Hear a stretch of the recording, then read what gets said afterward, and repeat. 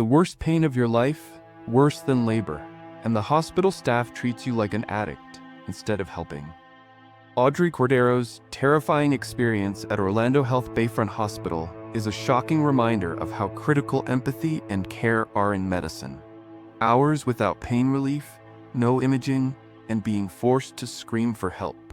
This is more than neglect, it's a nightmare. Stay tuned to hear her full story and why this could happen to anyone. I would never go back to Orlando Health. I was brought in by ambulance because my whole side and back was in serious muscle spasms for 3 days until it got worse. It was the most debilitating pain I ever felt. Labor had nothing on this pain. It kept taking my breath away. I could barely talk. Came in at 8 a.m. Nurses on the morning shift treated me as if I was an addict. No pain management until 6 p.m. at night. They admitted me. They finally got the spasms to stop with muscle relaxers. But the pain I was left with after 3 days of spasms was still terrible. Dr. Hawkins, ER doc, came in and spoke to me. The first thing she said was, "Well, you're not getting any pain meds in my ER." What kind of doctor and nursing staff does this to a patient that is obviously overwhelmed with pain?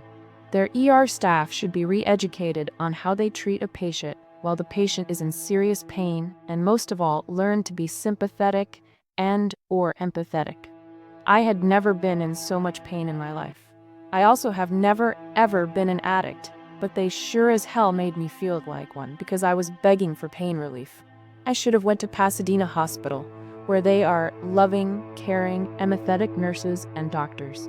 The only reason I did not was because of distance. I needed to get to a hospital and fast so they could help me. They never offered me anything to eat or drink.